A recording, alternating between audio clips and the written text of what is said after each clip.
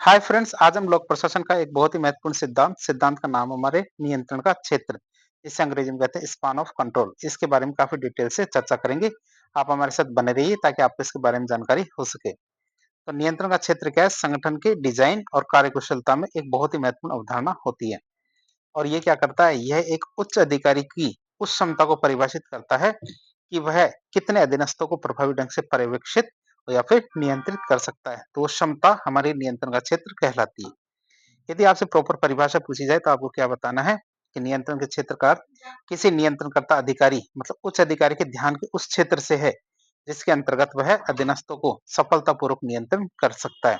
कि वह अपने अधीनस्थों को क्या है, कितने अधीनस्थों को सफलतापूर्वक क्या कहते हैं, नियंत्रित कर सकता है। तो परिभाषा को एक बार वापस देख ले कि नियंत्रण के क्षेत्र का अर्थ किसी नियंत्रणकर्ता अधिकारी मतलब उच्च अधिकारी के ध्यान के उस क्षेत्र से है जिसके अंतर्गत वह अधीनस्थों को सफलतापूर्वक नियंत्रित कर सकता है। अब हम देखेंगे नियंत्रण के क्षेत्र की सीमा पर बहुत सारे विद्वान हैं, उनके विचार क्या क्या हैं कि एक उच्च अधिकारी कितने अधीनस्थों को नियंत्रित कर सकता है। तो विद्वानों ने एक आदर्श नियंत्रण संख्या को लेकर बहुत सारे सुझाव दिए हैं। जैसे हैमिल्टन साहब ने क्या कहा कि एक उच्च अधिकारी के नियंत्रण की सीमा 3 से 4 अधीनस्थ होनी चाहिए। कितनी? 3 से 4। किसने कहा था? हैमिल्टन ने। हेनरी फेयोल, लिंडाल उर्विक और गैकुनास की बात करें तो इन तीनों ने क्या कहा कि प्रबंधकों के लिए, मैनेजर के लिए 5 से 6 अधीनस्थों के नियंत्रण का सुझाव दिया था कि एक मैनेजर के पास क्या 5 से 6 अधीनस्थ होने चाहिए। किसने कहा था? हेनरी फेयोल ने, लिंडाल उर्विक ने और ग्रेकू नाज ने। यूजीसी की बात करें, जो हमारी यूनिवर्सिटी ग्रांट कमीशन है, इनके अनुसार यूजीसी मतलब विश्वविद्यालय अनुदान आयोग की बात करें तो इसका ना अनुसार एक अध्यापक क्या है 10 से 12 विद्यार्थियों पर प्रभावी रूप से नियंत्रण रख सकता है। कितने? 10 से 12 जो विद्यार्थी होते हैं उन्हीं पर वह अपना प्रभावी नियंत्रण रख सकता है। अब बात करें हमारे ध्यान के क्षेत्र में सबसे ज्यादा योगदान दिया था हमारे किसने? ग्रेकुनास ने, वी ए ग्रेकुनास। तो वी ए ग्रेकुनास ने नियंत्रण के क्षेत्र की अवधारणा को गहराई से समझा और अपना महत्वपूर्ण योगदान दिया। बात करें ग्रेकुनास के योगदान की तो ध्यान का क्षेत्र मतलब स्पान ऑफ अटेंशन।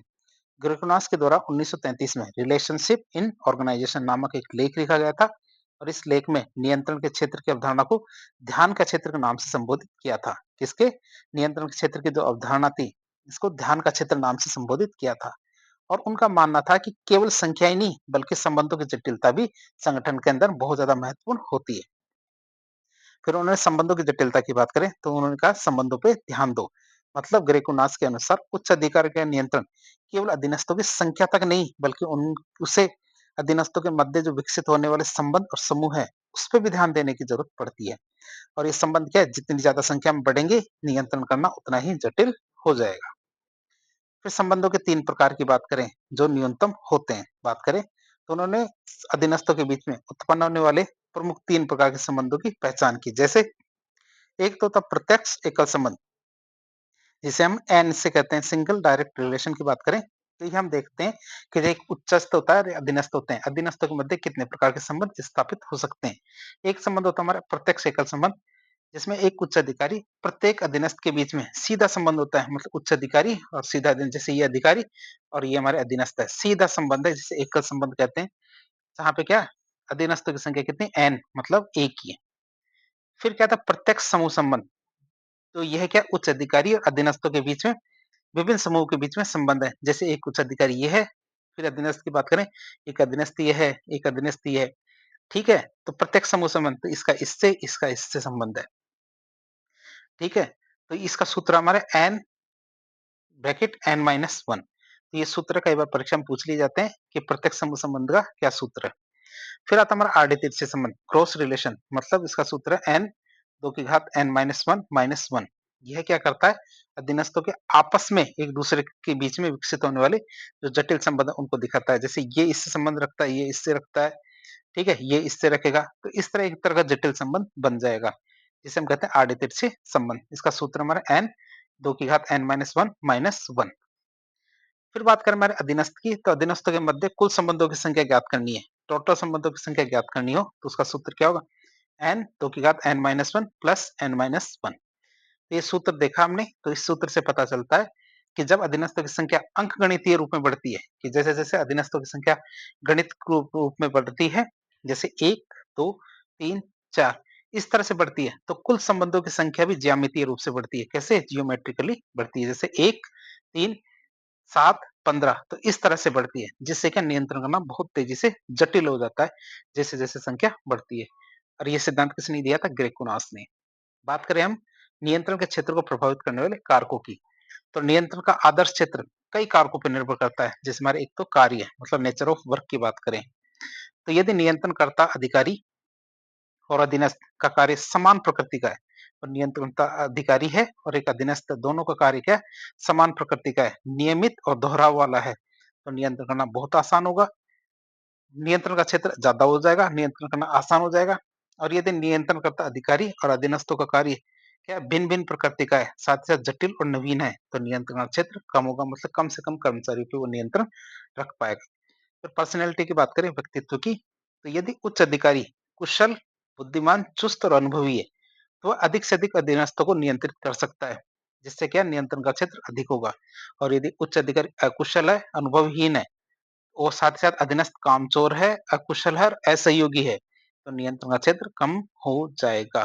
फिर बात करें स्थान की बात, तो यदि उच्च अधिकारी और अधीनस्थ एक ही स्थान पर मतलब भौगोलिक निकटता है, तो संचार और पर्यवेक्षण आसान हो जाएगा, जिससे नियंत्रण का क्षेत्र ज्यादा होगा।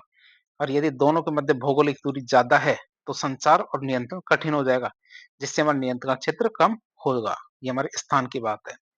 फिर समय की बात करें, जैसे टाइम या फिर एज ऑफ ऑर्गेनाइजेशन या ऑफिसर की बात करें, तो यदि संगठन की आयु कम या मतलब नया-नया संगठन है, जहाँ प्रक्रियाएँ अभी स्थापित ठीक तरह से नहीं हुई है, तो नियंत्रण का क्षेत्र कम होगा। यदि संगठन पुराना है, सुस्थापित है, तो नियंत्रण का क्षेत्र ज़्यादा होगा। अब यदि नियंत्रणकर्ता का सेवा काल की बात करें, यदि लंबा सेवा काल है, मतलब वो अनुभवी है, तो नियंत्रण का क्षेत्र ज़्यादा होगा। और यदि उच्च अधिकारी नया है, अनुभवहीन है, तो नियंत्रण का क्षेत्र कम होगा। पद-सोपान की बात करें, यदि पद-सोपान के स्तरों की संख्या ज़्यादा है, मतलब लंबी है, तो प्रत्येक स्तर पर नियंत्रण का क्षेत्र कम होगा। यदि पद-सोपान के स्तर कम होंगे, मतलब छोटी पद-सोपान श्रृंखला है, तो नियंत्रण का क्षेत्र अधिक होगा। क्यों? क्योंकि प्रत्येक उच्च अधिकारी के पास ज़्यादा से ज़्यादा अधीनस्थ होंगे। अब हम देखेंगे वर्तमान में जो नियंत्रण का क्षेत्र है, इसके विस्तृत होने के पीछे क्या-क्या कारण है। बात करें आधुनिक समय में विभिन्न कारकों के कारण क्या है, नियंत्रण का क्षेत्र विस्तृत हो रहा है। जिससे क्या संगठन अधिक फ्लैट और कुशल बन रहे हैं। जिससे संगठन क्या हो रहे हैं? ज़्यादा फ्लैट बन रहे हैं, ज़्यादा कुशल बन रहे हैं। बात करें कारणों की, तो स्वचालन और मशीनीकरण, कंप्यूटर और अन्य वैज्ञानिक उपकरणों जैसे हमारे telephone, fax, email, pager, mobile, CCTV camera, इन सब ने क्या किया है, एक अधिकारी को अधिक अधीनस्थों पर सहजता और शीघ्रता से नियंत्रण में वृद्धि की है। इन सब ने क्या किया है कि हमारे एक अधिकारी को ज़्यादा से ज़्यादा अधीनस्थों पर सहजता और शीघ्रता से नियंत्रण करने की में वृद्धि की है।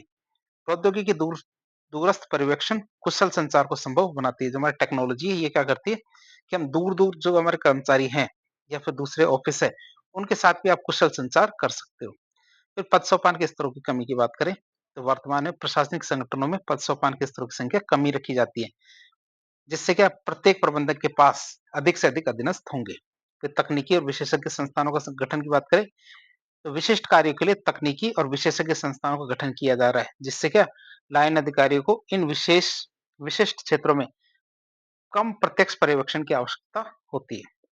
फिर बात करें स्टाफ अभिकरणों का बढ़ता प्रभाव, स्टाफ अभिकरण और लाइन अभिकरण दोनों के दोनों पता है आपको। स्टाफ अभिकरण मतलब विशेषज्ञ और सलाहकार होते हैं इसमें।